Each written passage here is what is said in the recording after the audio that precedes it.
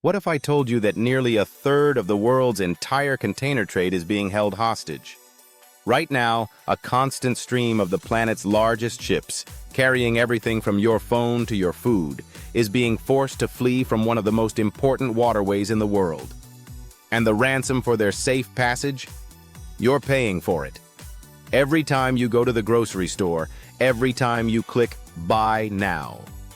This is the story of how chaos in a tiny strip of water half a world away makes your life more expensive, and why it's just the beginning of a new, pricier reality. To get what's happening, you need to look at a map. For decades, global shipping has relied on a critical shortcut, the Suez Canal in Egypt. This man-made marvel is the shortest sea route between Asia and Europe. About 12 to 15% of all global trade, worth over $1 trillion a year, flows through this one spot. It's a vital artery for the world economy.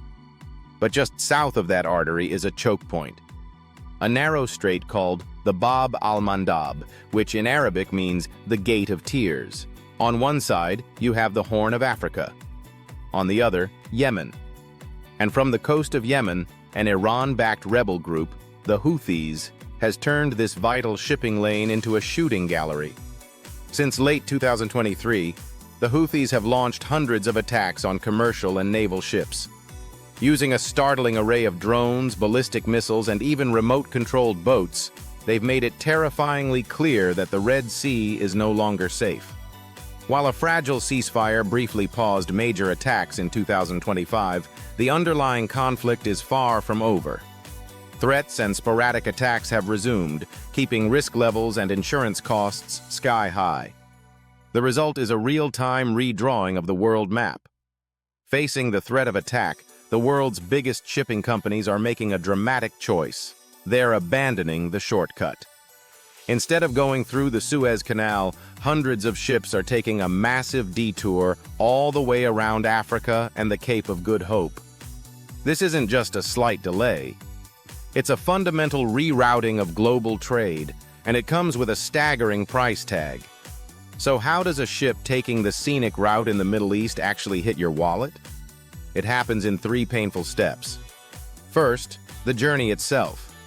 That detour around Africa adds about 10 to 14 days to a ship's voyage.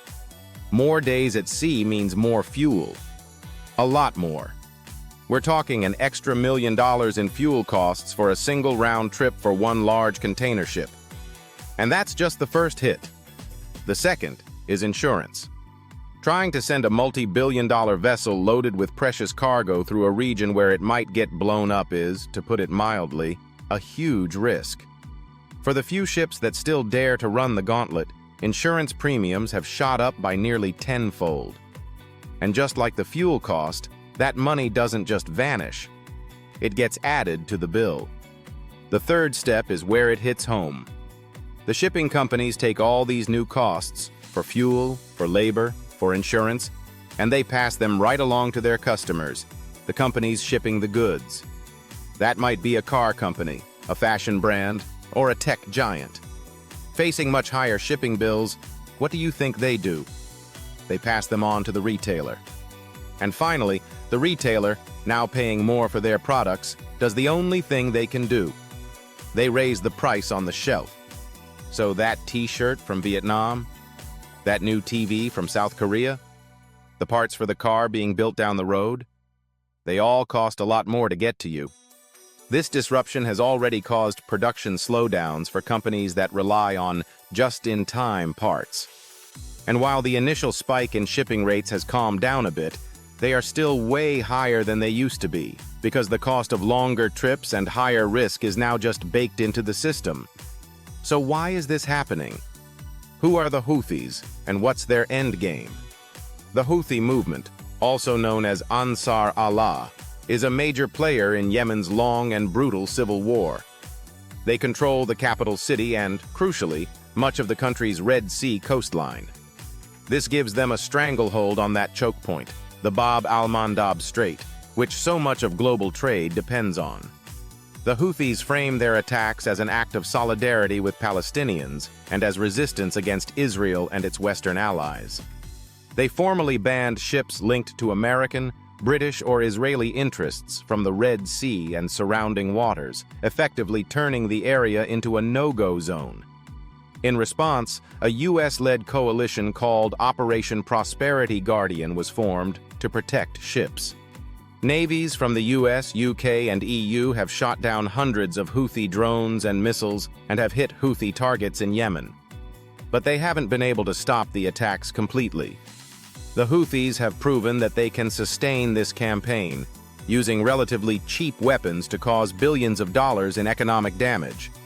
Their long-range strike capabilities, which are partly supplied by Iran, mean that even with a massive naval presence, the risk can't be eliminated. It's a textbook case of how a determined group can use geography to hold the global economy hostage. Even more concerning are recent intelligence reports suggesting the Houthis are discussing plans to set up a formal toll for safe passage, a move that would turn their disruption into a permanent and very expensive business model. The Red Sea crisis is bad enough on its own, but it's really a symptom of a much bigger problem. It has exposed just how fragile our global supply chains are. For the last 40 years, the whole system was built for one thing: maximum efficiency. Just-in-time manufacturing, getting parts from single suppliers, and always using the shortest shipping route made everything cheaper and more abundant than ever before. But that hyper-efficient system has zero room for error. And lately, the errors are stacking up. Just as ships began avoiding the Suez Canal, the world's other great maritime shortcut, the Panama Canal, was crippled by a severe historic drought that limited the number of ships that could pass through. While heavy rains have recently brought temporary relief and allowed normal operations to resume, the episode was a brutal reminder of our system's vulnerability. For a time, two of the most important arteries of global trade were clogged at once. This is forcing a major rethink. Governments and companies are realizing that chasing efficiency at the expense of security was a dangerous bet. The new buzzword is friendshoring, moving supply chains out of geopolitical hotspots and into more stable, politically aligned countries. This isn't a quick fix. It's a long-term structural shift. Companies are building regional networks to protect against risk, but that means higher costs and more complexity. This shift involves building new factories, finding new suppliers, and creating backup plans. It means building for resilience, not just for speed. This recalibration is expensive, and it guarantees that the cost of making almost everything will be higher for years to come. Geopolitical risk is the new normal. The chaos in global shipping is just one layer of this story. It's being made worse by two other powerful forces that are also driving up prices. The first is a new era of protectionism. The age of open free trade is giving way to a world of tariffs, export bans, and trade wars. Governments are using these tools to protect their own industries and fight with rivals. Washington has rolled out steep new tariffs, and other major economies have hit back with their own. These trade barriers carve up the global market and act as a direct tax on anything imported. A tax that, you guessed it, gets passed on to the consumer. The second force is the soaring cost of energy. Electricity prices are on the rise thanks to a few key factors. Keeping old fossil fuel plants running is expensive, but so are the tariffs on parts needed for green energy. On top of that, the explosive growth of artificial intelligence is creating a staggering new demand for electricity to power massive data centers.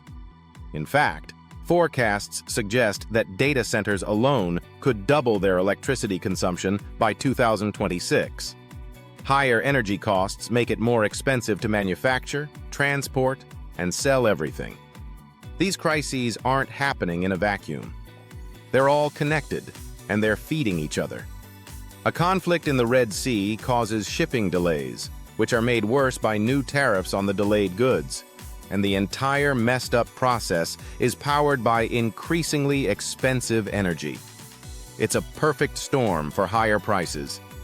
This tangled web of geopolitics, economics, and logistics is changing our world in ways that will affect all of us for years to come. Understanding these forces is more important than ever. If you want to keep making sense of how these huge global shifts impact your life and your wallet, make sure you subscribe and hit the notification bell for more deep dives just like this one. For decades, we lived in a world built on the promise of more globalization, more efficiency, and lower costs. The chaos in the Red Sea is the clearest sign yet that this era is over. We are entering a new reality, one defined less by cooperation and more by conflict and resilience. Nations and corporations aren't just chasing the lowest price anymore. They're desperately searching for security. They are building walls, both literal and economic, to protect themselves from an increasingly unpredictable world. This new world will be less efficient, more fragmented, and fundamentally more expensive. The journey your stuff takes to get to you will be longer, the supply chains more complicated, and the risks much higher. The price we pay for security is a higher price for everything else. So, the next time you're at the store and notice that things are a little more expensive, remember the attacks in a narrow sea half a world away. Remember the ships taking the long way around an entire continent. In our connected world, nothing happens in a vacuum. And we are all connected to the final price. Do not forget to give this video a thumb up if you like it, and share this video and subscribe to my channel. See you in next video. Bye-bye.